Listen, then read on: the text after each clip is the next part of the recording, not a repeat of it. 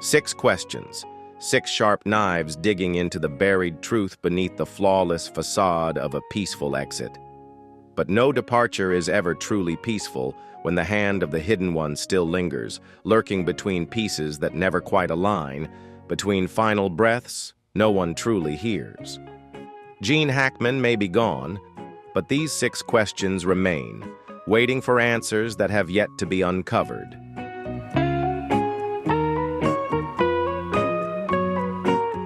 From the bright lights of red carpet premieres to the post-Oscar parties that lasted until dawn, Gene Hackman once had it all. The privileges of an A-list star, a man who held 2 prestigious Oscars, one of the rare few to reach the pinnacle without compromising to any hidden powers. But behind that dazzling glory was a Gene Hackman quietly shutting doors, pushing away all of Hollywood's flashy invitations, and rejecting everything people called glory.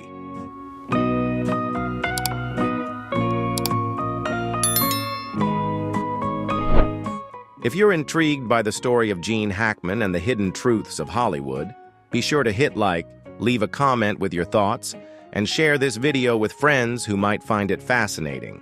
Don't forget to subscribe so you won't miss the next exciting and unexpected stories. Now, let's dive into this captivating tale.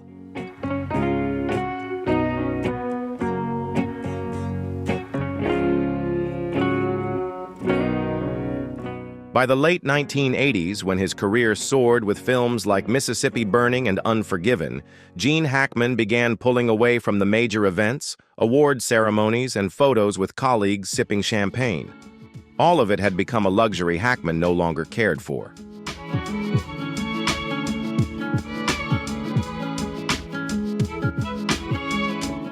Hollywood had no loyalty, no conscience, only an unrelenting drive for profit.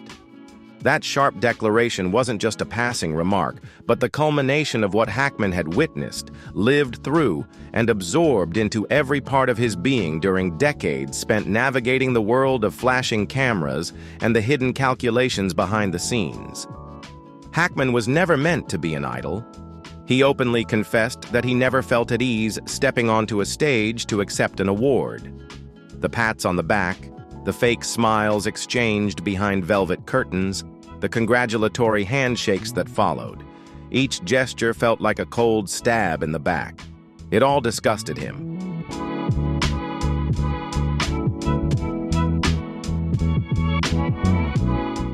Hackman once shared a story with a close friend about the moment he received his first Oscar for his role in The French Connection. Afterward, he took the bow off the statue and tossed it straight into the trash can in the men's restroom of the Dorothy Chandler Pavilion. His frustration wasn't a brief outburst. It was the result of decades of growing dissatisfaction.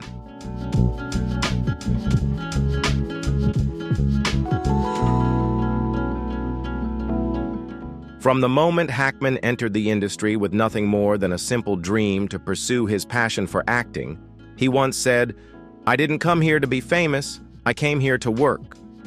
But he soon learned that Hollywood wasn't a place to nurture passion. It was a machine built to consume any soul that dared to dream too deeply of fairness or pure art. For a long time, Hackman became a thorn in the side of Hollywood's hidden powers. He turned down lucrative contracts, refused to attend lavish fundraising events, and even bluntly rejected an invitation to join the Academy.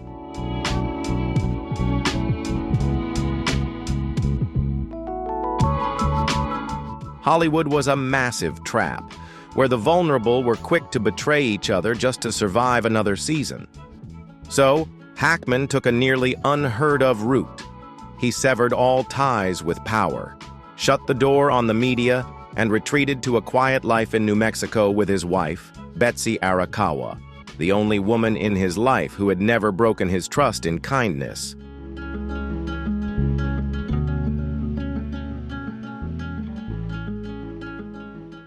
Even as Hackman tried to cut all ties with Hollywood, he couldn't shake the relentless presence trailing him. Calls from famous directors, scripts sent to his home, despite no one knowing his exact address. Everything felt like ghosts clinging to his life, constantly reminding him that no one could ever truly escape Hollywood's grip.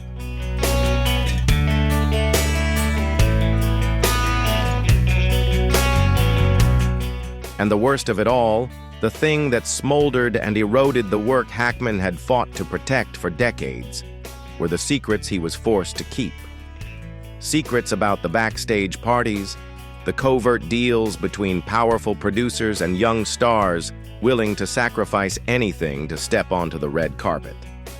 Hackman knew it all, and he despised himself for remaining silent.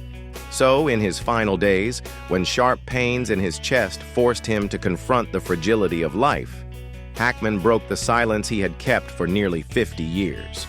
What he said became the first piece in the chilling puzzle of Hollywood he had long been part of.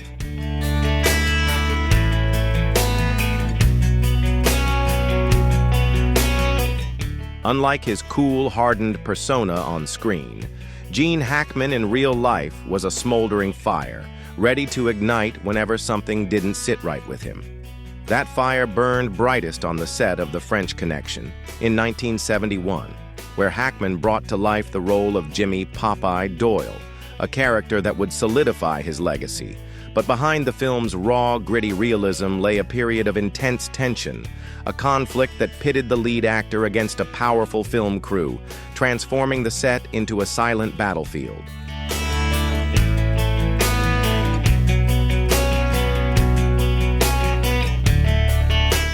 Director William Friedkin was a towering figure in the industry, but his approach to filmmaking was a nightmare for anyone unwilling to conform.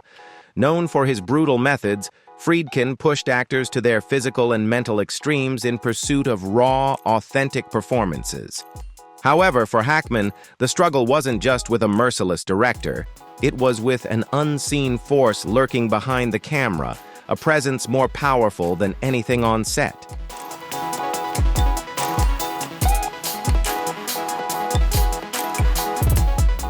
From his very first days on set, Hackman could feel the weight of unseen eyes upon him, not just from the production team, but from somewhere far more unsettling.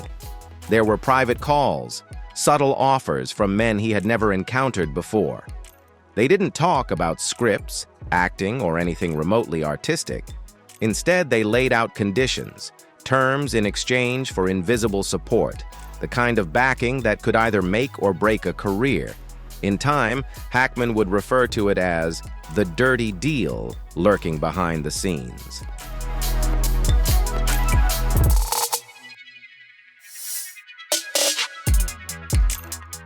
During a late-night shoot, with the entire crew drained from hours of work, Hackman stepped backstage to catch a moment's rest in the dimly lit corner behind the studio, where the streetlights cast a faint, eerie glow.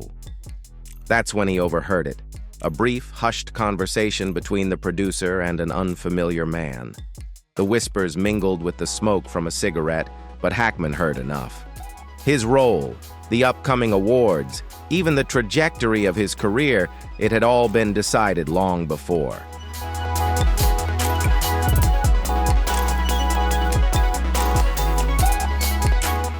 "We need a fresh face, but one we can control." The voice was so cold it sent chills down Hackman's spine. By morning, his pent-up fury exploded. He confronted Friedkin and the producer directly, but the only response he received was weak smiles and defiant stares. That was the moment Hackman realized. In this game, actors weren't artists, they were pawns. The scenes he filmed weren't just for audiences, they were tools, pieces in a much larger scheme unfolding behind the curtain.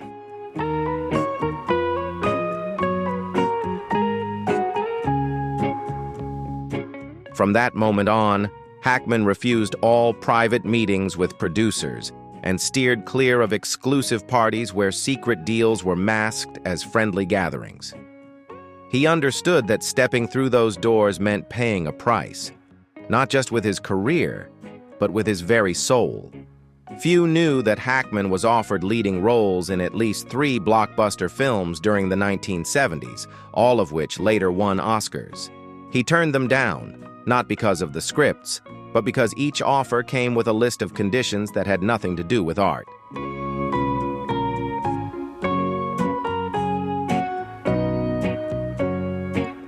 Private dinners with industry power players, unsigned contracts filled with ambiguous clauses about promotional opportunities, and worst of all, demands that could never be written down. Demands so infuriating that Hackman was said to have torn a script apart the moment he finished reading it. There was an industry rumor, one Hackman never confirmed but that had circulated for years, that he had witnessed a covert deal to rig the Oscars. A powerful producer, quietly negotiating with an Academy media representative, not about the film's quality, but about a post-award publicity package that ensured the win had nothing to do with merit.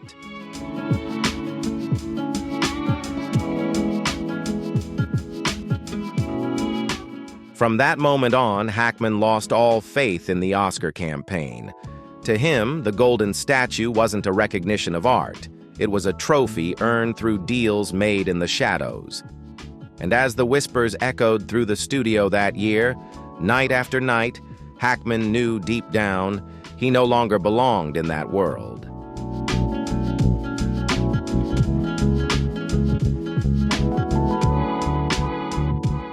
In the small seaside room in Santa Fe, where Gene Hackman spent his final years seeking refuge from the noise of the world, an old phone rang late into the night. On the other end was a familiar voice, his closest friend of decades, the only person Hackman trusted enough to share the truths he had kept hidden since his youth. But this time, Hackman wasn't calling to reminisce.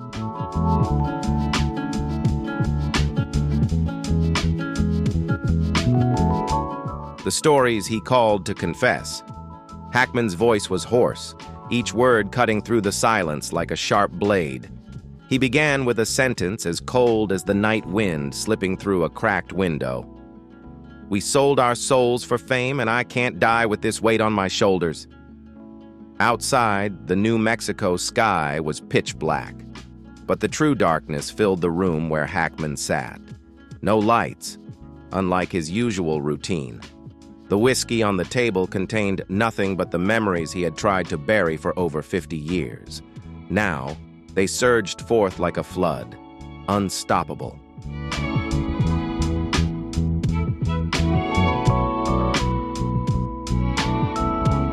Hackman recounted it slowly, as if each word was a heavy stone pressing against his chest. He spoke of a night in 1974, inside a Beverly Hills mansion. Not just a gathering of A-list stars, but a room teeming with powerful figures from media, production, and politics. It wasn't just a party. It was the night Hackman was first inducted into the inner circle. A group of veteran actors celebrated by Hollywood in the press, yet behind the scenes, they held secrets too dangerous to ever be revealed.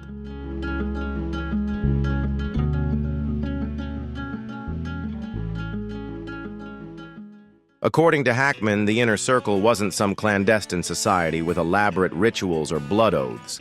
The vow was silence, a pact among those who had seen too much, who knew too much about the dark underbelly of the film capital. They were like survivors of a shipwreck, holding the truth about what caused the disaster, yet bound to silence if they wanted to preserve their lives and their careers.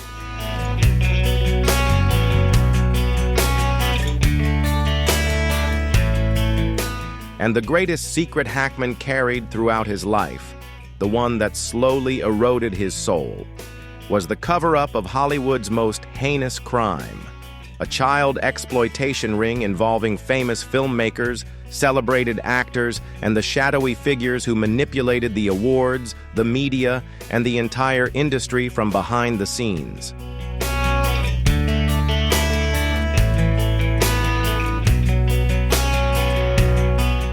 In 1975, Hackman and a few familiar faces, once famous actors now long forgotten by the public, were invited to a private gathering. They thought it was just another chance to network with the powerful. But what happened behind those doors would haunt Hackman for the rest of his life.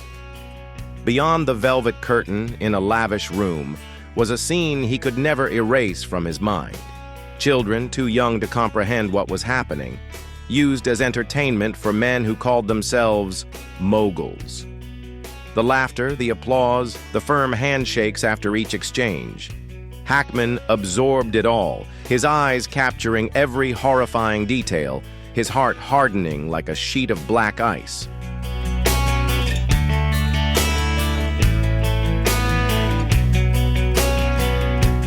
The next day, Hackman and a few fellow actors found themselves thrust into a living nightmare they never anticipated. They were summoned to a sealed room and given two choices: sign a non-disclosure agreement in exchange for roles, fame, and safety, or speak out and watch their careers and potentially their lives crumble to nothing. Hackman signed, not for fame, but because he realized that alone, he couldn't possibly stand against the colossal machine fueled by money and influence. It wasn't just a confession, it was the tolling of a bell swinging open the gates of hell, where Hollywood's darkest secrets waited to be revealed.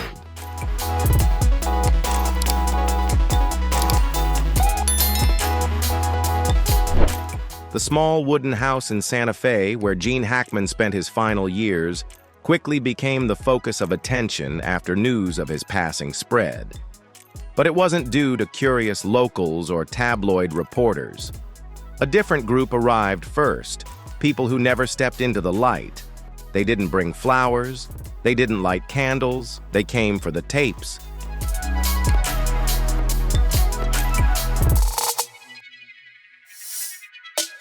Those tapes had long been a whispered legend in private conversations among veteran actors.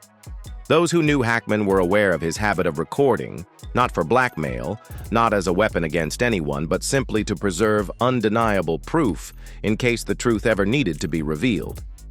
Hackman referred to them as his lifeline tapes, the only link between him and his conscience.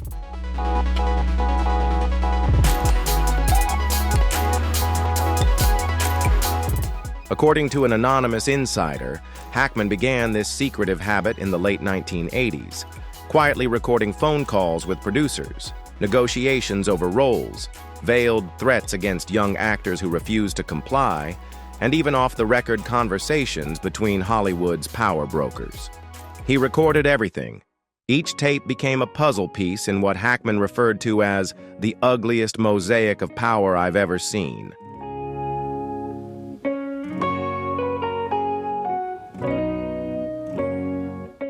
Those tapes didn't just hold scattered voices.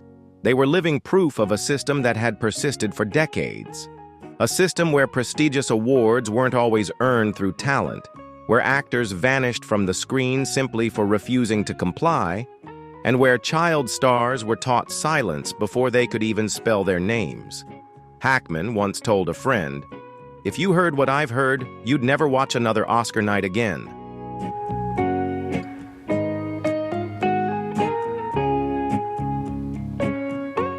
Now that Hackman was gone, so were the tapes. At the family's request, the Santa Fe police conducted a meticulous search of the house, secret drawers, concealed compartments in bookshelves, and even scanning every floor tile. No tapes, no cases. They had disappeared without a trace.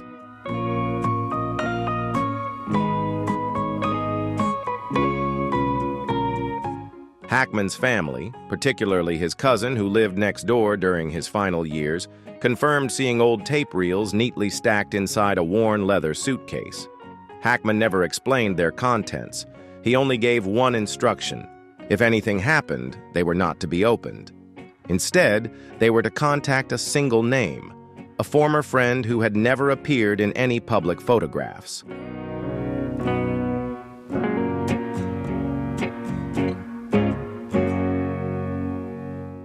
When the police opened Hackman's storage room, the suitcase was gone, vanished without a trace, without even a note left behind. Someone had taken it. But the more terrifying question was, had Hackman managed to make copies of the tapes? And if so, where were they now? In the hands of an old colleague who stood on the same side? Locked away in the safe of a mysterious attorney in New York? Or had they already found their way to a newsroom where journalists quietly sat on a ticking time bomb, waiting for the right moment to detonate?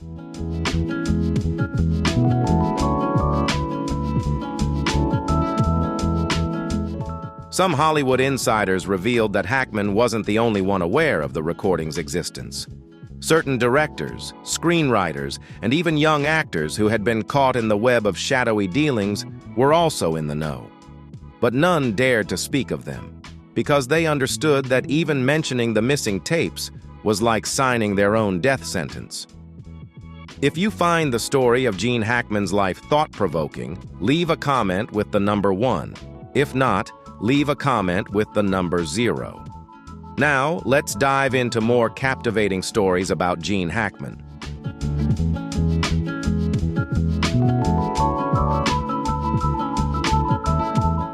As the lights dimmed over the quiet streets of Santa Fe, only questions remained in the darkness. What fragments of truth had Hackman left behind, and who, or what force, held the power to decide if those secrets would ever be revealed? Hollywood stayed silent, as though nothing had ever occurred. But those who truly knew Hackman understood. The tapes weren't lost. They were simply in hiding, waiting for a hand bold enough to pull back the curtain of truth.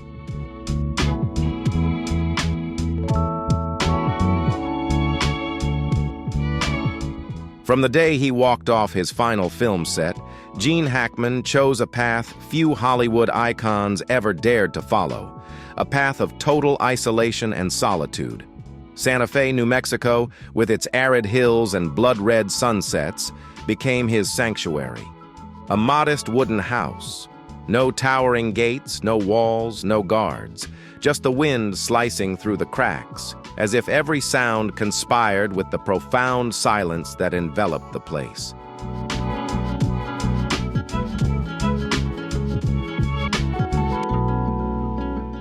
Hackman tried to move on, but even in his retreat, Hollywood never truly released its grip on him.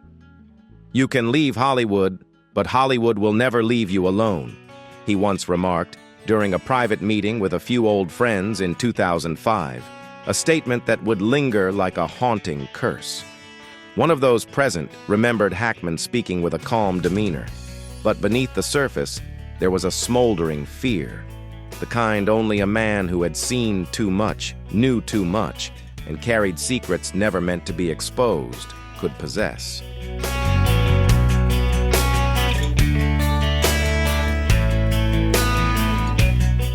In his early years in New Mexico, Hackman kept sporadic contact with old friends and former colleagues, those who had once stood beside him, defending what they called the artistic conscience. But as time passed, everything slowly faded. The phone stopped ringing, handwritten letters went unanswered, and Hackman, in a sense, withdrew into complete isolation. He once joked to his cousin, "If one day I disappear, no one will know." But it wasn't just a joke, it was a premonition.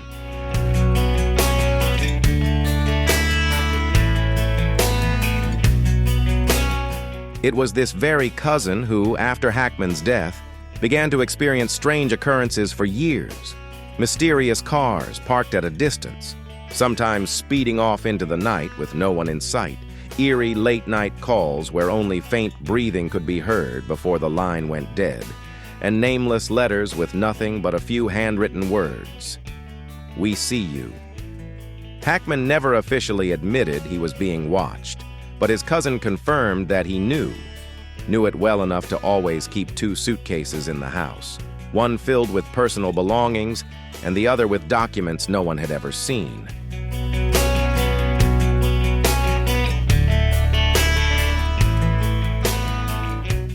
Hackman lived like an exile in his own home, always prepared to abandon everything and disappear if the need arose.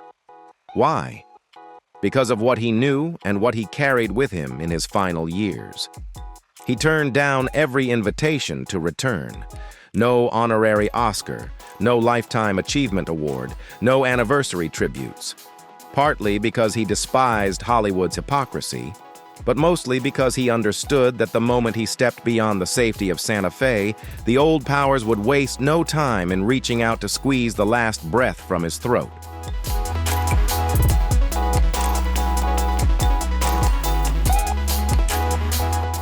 Some called Hackman paranoid, but those who sat with him in that wooden house heard the disjointed fragments, the late-night parties in Beverly Hills, the deals struck behind closed doors, the young stars who never got their chance to shine. They knew Hackman wasn't delusional. He was simply one of the few who had lived long enough to witness and understand the truth. But no one knows if those stories ever escaped Hackman's lips in time, or if they followed him into the abyss of eternal silence.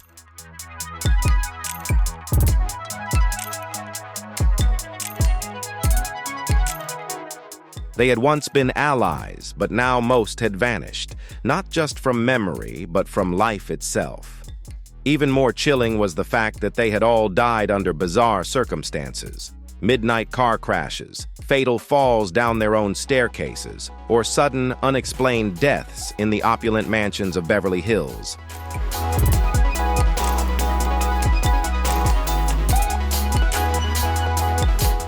The deaths appeared random, but Hackman never bought into the idea of accidents in a world where men had traded their souls for glory. "I have no one left to talk to," he once muttered, standing by his office window, his hand trembling as he gripped the old landline phone. Unanswered calls, voicemails that would never be returned, familiar voices, now silenced forever.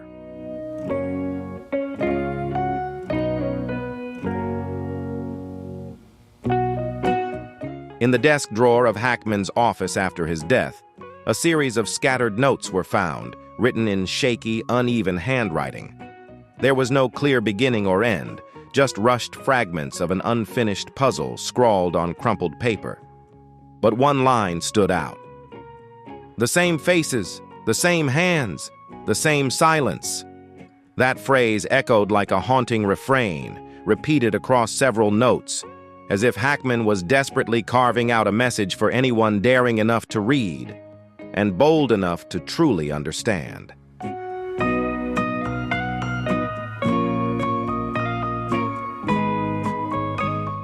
The same faces, the familiar faces, those who smiled beside him on the red carpet, and those who destroyed the careers and souls of those brave enough to speak out.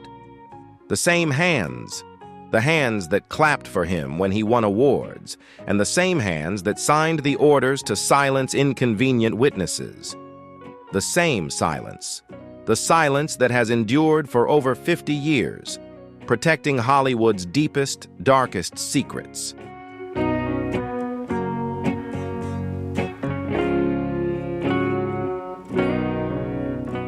Gene Hackman's death, when officially announced, had a neat and tidy cause.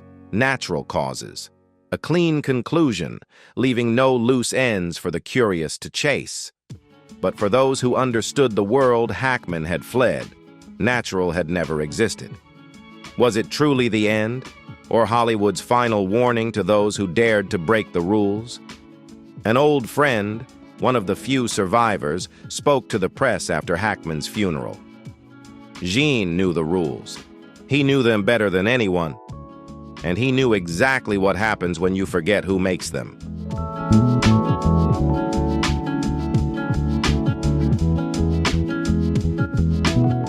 Gene Hackman's story didn't end with a quiet grave in Santa Fe.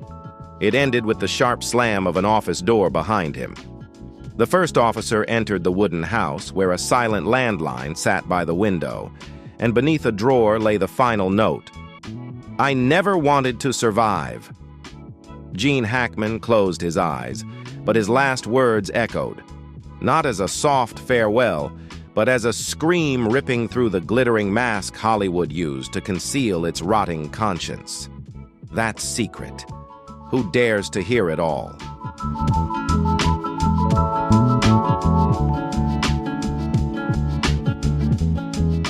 Those words did not come solely from a man on the brink of leaving this world, but from the voice of a tormented conscience. He had lived a life of glory, yet one shadowed by regret and sorrow. He had devoted his entire being to art, but the price he paid was deep wounds and irreparable loss.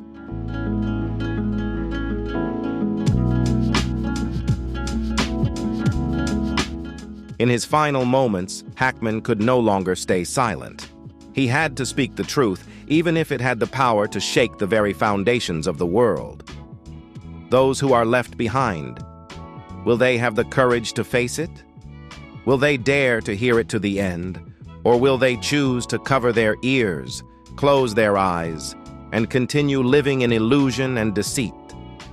Gene Hackman was gone, but his words lingered, a warning, a challenge, and perhaps the key that would determine the fate of an entire industry.